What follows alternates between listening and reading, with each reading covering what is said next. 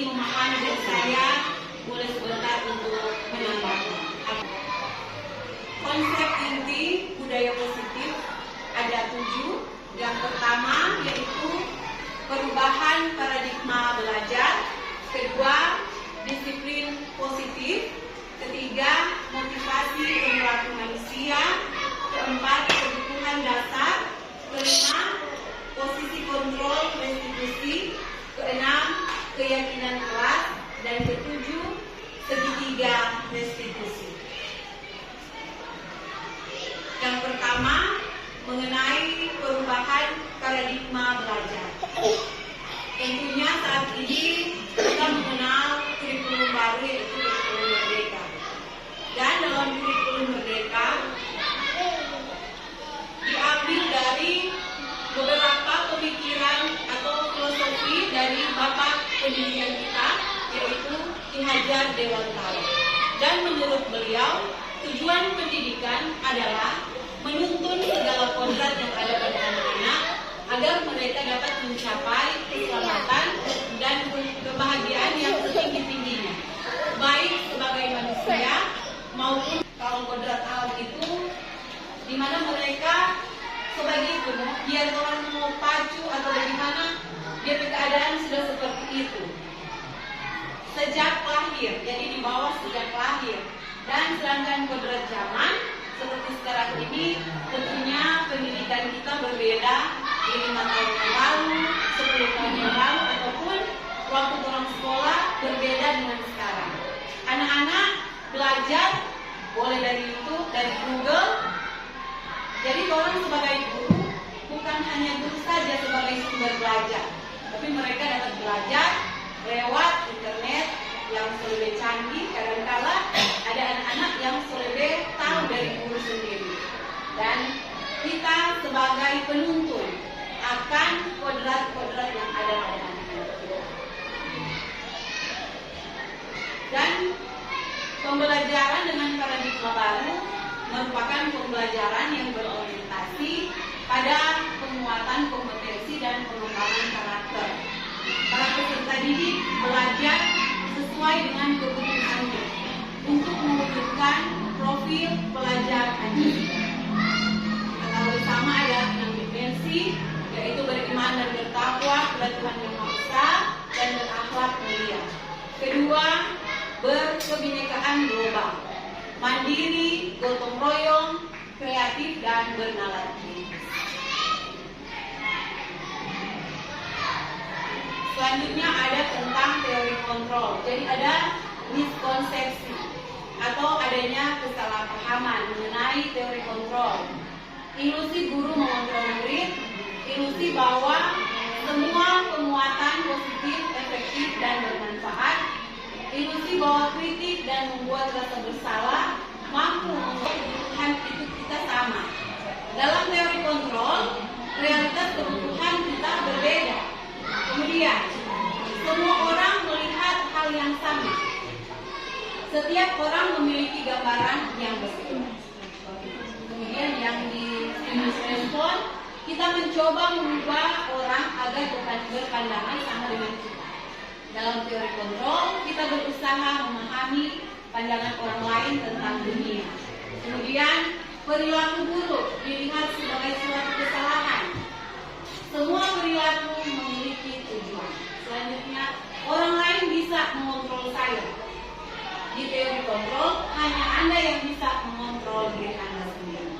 Dan selanjutnya, saya bisa mengontrol orang lain. Anda tidak bisa mengontrol orang lain. Dan terakhir, pemaksaan ada pada saat rujukan gagal. Kolaborasi dan konsensus menciptakan pilihan yang baru. Selanjutnya, disiplin positif. Disiplin berasal dari kata disiplina yang artinya belajar. Disiplin mengacu pada disiplin diri yang memiliki tanggung jawab terhadap apa yang dilakukannya berdasarkan nilai-nilai yang diyakini. Disiplin positif merupakan salah satu cara menerapkan disiplin yang bertujuan untuk menumbuhkan kesadaran serta memberdayakan peserta didik tanpa ada imbalan penghargaan atau reward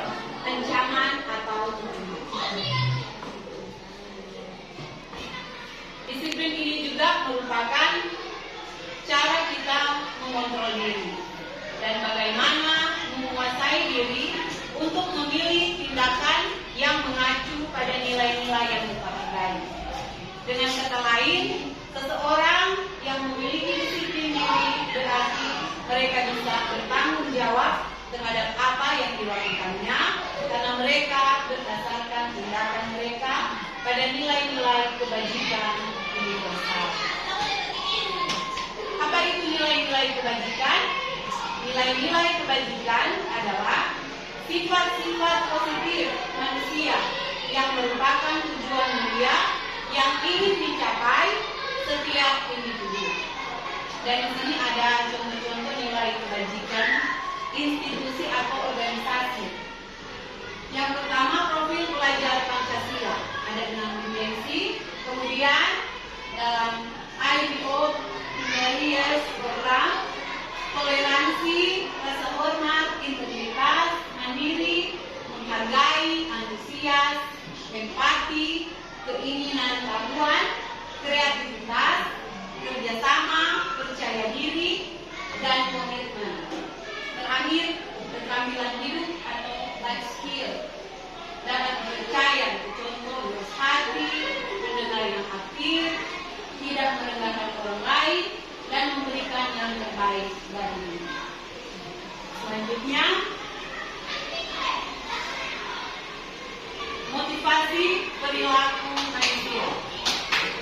Jadi motivasi perilaku manusia ada 2 bagian. Ada ekstrinsik atau dari luar dan intrinsik dari dalam.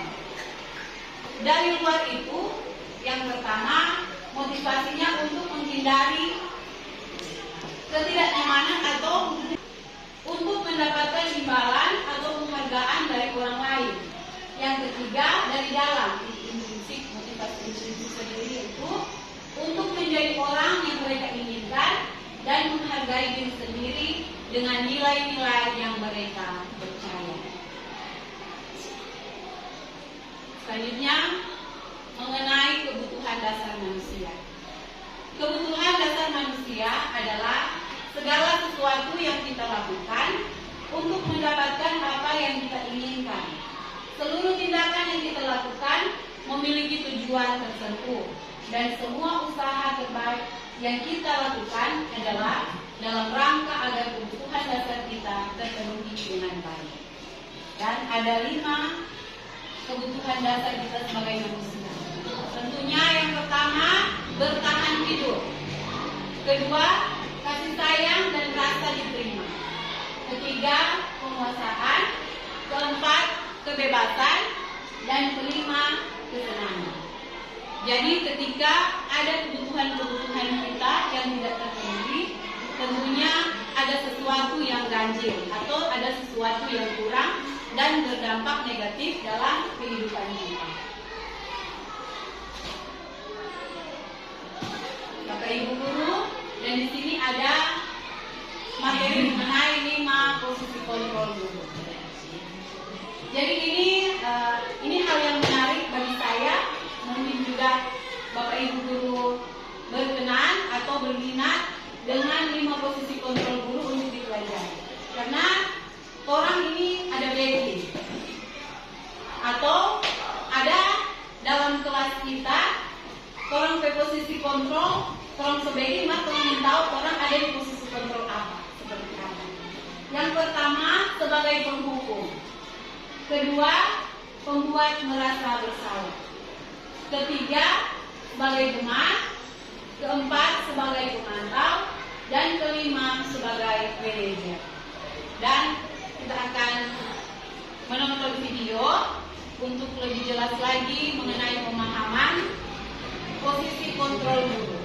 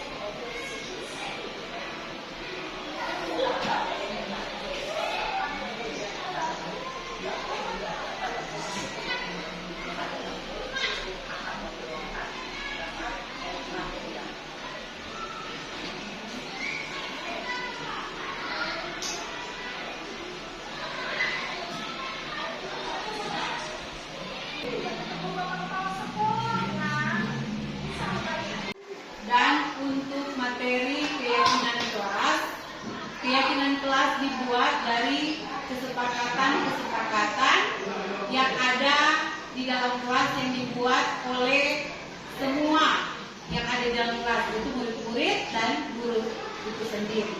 Dan keyakinan kelas biasanya telah kenal dengan peraturan-peraturan kelas. Tapi mengapa ini dirubah menjadi keyakinan kelas atau kesepakatan kelas? Karena kalau peraturan kelas biasanya hanya satu pihak atau guru sendiri yang membuat lalu menempel di dinding-dinding kelas supaya dilihat oleh anak-anak. Tetapi ini keyakinan kelas ini melibatkan semua murid atau anak-anak dan guru itu sendiri. Dan yang terakhir di sini ada segitiga restitusi. Mungkin ada yang pernah mempelajari ini segitiga restitusi. Jadi restitusi itu sendiri apa? Jadi restitusi itu bagaimana orang mau mengembalikan anak-anak ke posisi kelompok mereka masing-masing. Jadi menyadarkan mereka supaya mereka ada kesadaran dari diri sendiri atau sama dengan kesadaran intrinsik supaya mereka dapat memperbaiki apa yang sudah mereka buat sebagai bentuk kesalahan. Jadi segitiga restitusi ini ada tiga tahap. Yang pertama, menstabilkan identitas. Jadi menstabilkan identitas ini pada dasarnya membuat kesalahan adalah bagian dari proses pembelajaran. Jadi orang boleh pertama langkahnya adalah menstabilkan identitas. Jangan langsung orang tunjuk, oh jadi mana salah, mana sering terlambat, atau mana salah mana yang dapat kerjaan yang salah. Jadi seperti menstabilkan identitas, artinya orang bilang ibu juga pernah berbuat salah. Kesalahan itu manusiawi, tapi bagaimana cara kita untuk belajar dari kesalahan dan memperbaiki. Ini ada DP kata-kata yang bisa kita bilang ke anak-anak, berbuat salah itu wajar. Tidak ada manusia yang sempurna. Ibu bapak juga pernah melakukan hal itu, atau ibu bapak. Selanjutnya validasi tindakan yang salah. Itu langkah kedua. Kan dia ada tiga. Ini yang kedua. Kata-katanya kamu pasti punya alasan mengapa melakukan hal itu. Padahal kamu bisa melakukan yang lebih buruk dari ini. Kamu patut bangga karena telah melindungi sesuatu yang penting buat kamu. Dan kamu melakukannya karena mempertahankan sesuatu yang penting buat kamu. Dan yang terakhir, menanyakan keyakinan. Apa keyakinan kelas kita? Nilai-nilai apa yang telah kita sepakati bersama? Seperti kasus penerapan segitiga restitusi. Ya, ini saya terapkan di kelas saya, kelas 3C, mengenai kasus bully. Ya, jadi saya menerapkan segitiga restitusi dengan tiga langkah tadi. Pertama, menstabilkan identitas. Baru kedua, validasi data atau validasi tindakan yang salah. Dan yang ketiga, menanyakan keyakinan. Semangat pagi. Oke, luar biasa. Tepuk tangan dulu. Nah, anak-anak, hari ini kita akan membuat keyakinan kelas. Ibu, apa itu keyakinan kelas? Ya, Aurel, keyakinan kelas itu adalah sesuatu yang positif atau sesuatu yang baik yang akan kita buat bersama dan kita sepakati bersama untuk kita jalankan di dalam kelas ini. Oke? Oke, ya. Hari ini kita akan membuat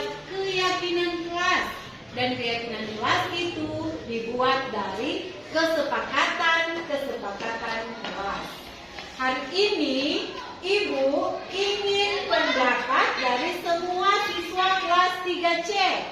Oke, siap? Siap. Ibu akan memberikan kertas ya. Nanti anak-anak akan menulis hal-hal apa yang akan kita sepakati bersama di dalam kelas sebagai bentuk budaya positif yang harus kita lakukan dan ada yang tidak boleh kita buat di dalam kelas. Oke? Siap semua? Siap.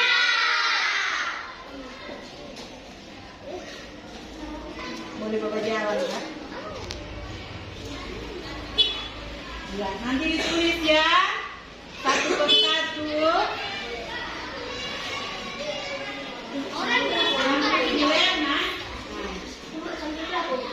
Boleh terserah 2, 3.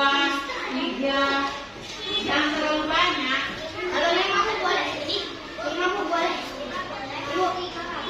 Bagi dan buku terus berbagi. Berbagi dah berapa mana? Terus berbagi berapa? Kalau kurang boleh tambah ini. Ibu boleh 2. Nah, boleh lebih. Nanti ini. Ibu boleh 5, Bu. Boleh 1. Bu 5 boleh, Bu. Boleh 2. Boleh 2.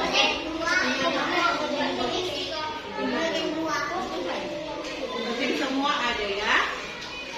Ya, itu Bu.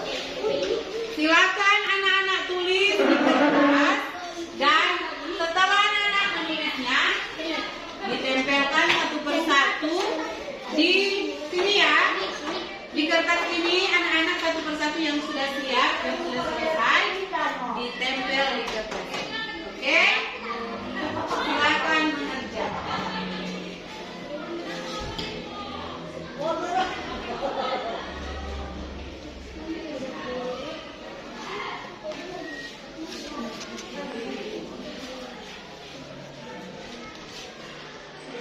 boleh kan? Tidak boleh memukul teman. Ya, silakan tulis. Ya. Silakan anak-anak tulis ya.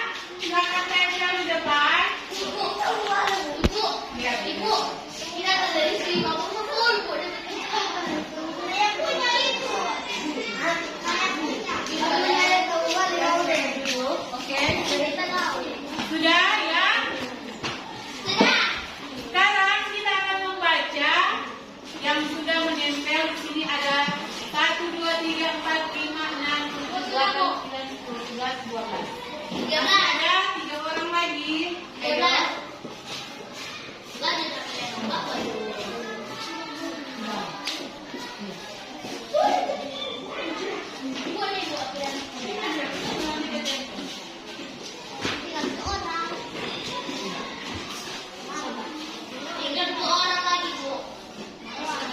Marwah. Boleh dimarwahin tempatnya. Sudah.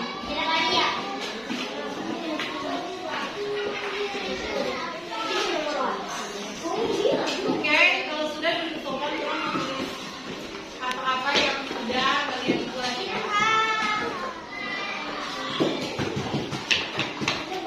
Oke. Ya. Semua selesai menulis?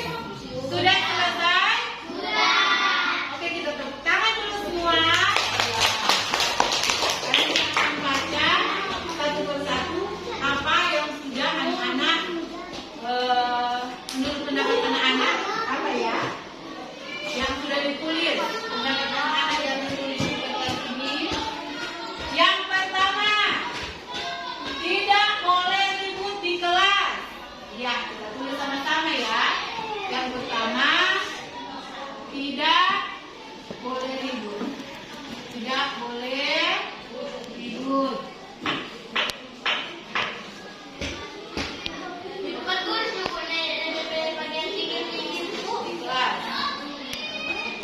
Tidak boleh memukuli teman. Iya. 2. Tidak boleh memukuli teman.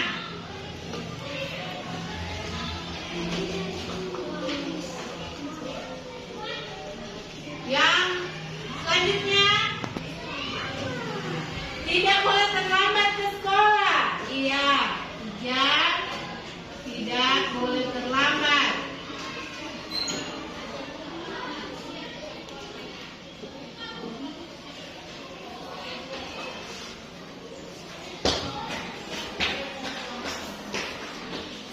Selanjutnya, menggunakan seragam sekolah lengkap. Ya, menggunakan seragam.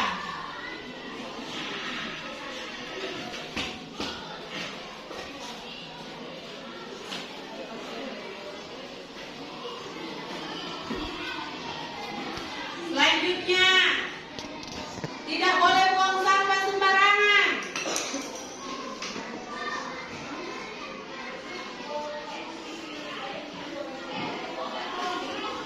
Buang sampah sembarangan.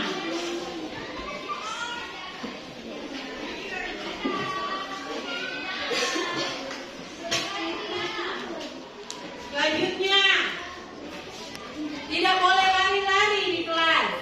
Ya. Nah, kalau yang sama, ibu sudah lagi menulis ya. Kita cari yang pendapat berbeda. Tidak lari-lari di kelas.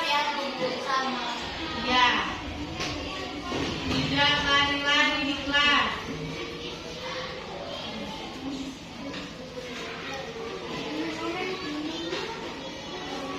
Selanjutnya,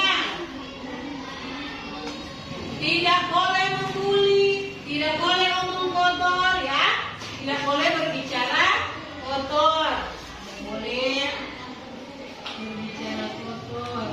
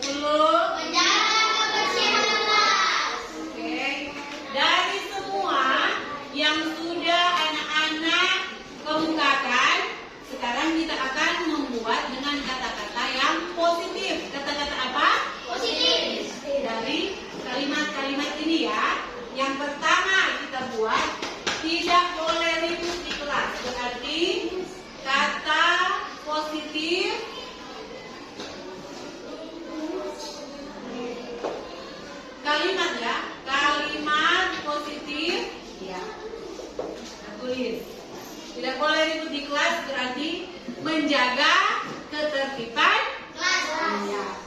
menjaga ketertiban kelas, menjaga ketertiban kelas. Kedua, tidak boleh memukuli teman. Berarti kata positifnya apa? Mengasihi teman atau menghormati teman. Menghormati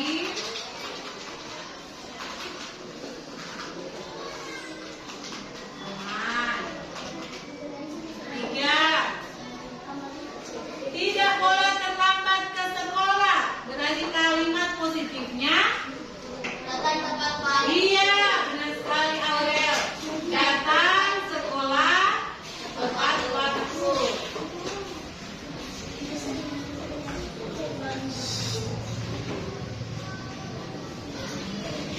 Selanjutnya, 4.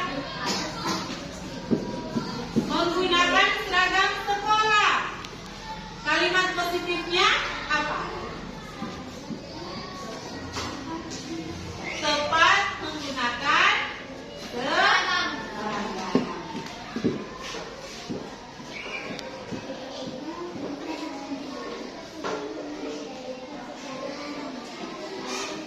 Jadi kalau lagi merah putih atau putih merah, besok jangan pakai batik atau pramuka, ya. Atau hari Jumat pakai pramuka. Ternyata hari Jumat itu aturannya pakai olahraga, seragam olahraga. Tidak boleh buang sampah sembarangan. Berarti apa kalimat menjaga kebersihan. Menjaga kebersihan.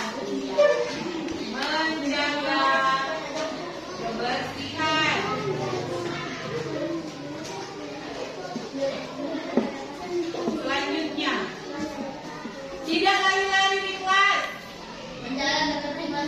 Berarti sudah ada ya? Iya, sudah ada di nomor 1. Menjaga ketertiban kelas. Selanjutnya, tidak boleh berbicara kotor. Itu apa? Sama dengan apa? Berbicara kata-kata kasar, kata-kata kotor, itu berarti sudah termasuk perbuatan apa? Membuli. Apa? Sama seperti nomor 8. Tidak boleh membuli. Berarti kalimat positifnya tidak membuli. Tidak membuli. Tidak membuli.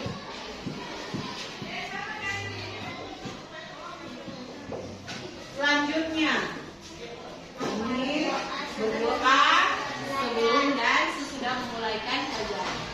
Ya, kita tahu saja ya. Berdoa sebelum dan sesudah belajar.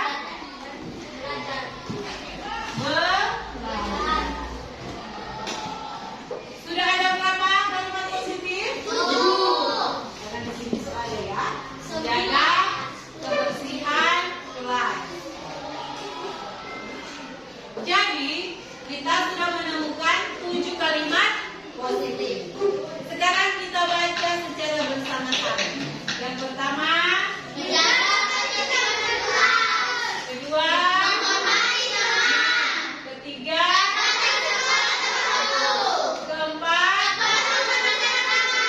kelima, keenam, ketujuh. Oke, tepuk tangan dulu semua. Oke anak-anak, kita sudah menemukan kalimat positif ada berapa? 7. Dan sekarang kita akan melihat kalimat positif. Nilai-nilai kebajikan apa yang terkandung di dalam kalimat-kalimat ini? Yang pertama, menjaga ketertiban kelas. Nilai kebajikannya adalah apa, Nak?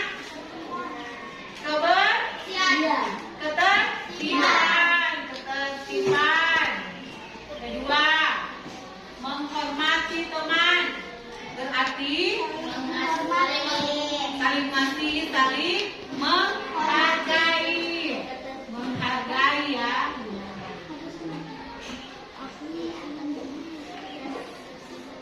Datang sekolah tepat waktu. Apa? Ya, disiplin. Selanjutnya, ya, tidak menggunakan seragam tepat, yaitu dia disiplin. Selanjutnya, menjaga kebersihan kelas. Nilai kebajikannya kebersihan. Ya. Bersih itu indah, ya. Tidak membuli berarti Saling mengasihi. ya saling Mengasihi. sama ya, saling menghargai, saling menghormati, saling menghargai. Buat kesepakatan-kesepakatan yang akan menjadi keyakinan kelas kita bersama. Mari kita tepuk tangan. Terima kasih anak-anak yang sudah berpartisipasi. Nanti Ibu akan buat keyakinan kelas, akan di-print dan kita akan tempel di kelas untuk kita lakukan bersama. Oke? Setuju semua? Setuju. Deal? Deal. Tepuk tangan. Depan ini kita sudah membuat hal-hal yang baik yang kita sepakati di dalam kelas dan kita sudah memperoleh keyakinan kelas. Semua dari kesepakatan yang telah kita buat secara bersama-sama. Oke?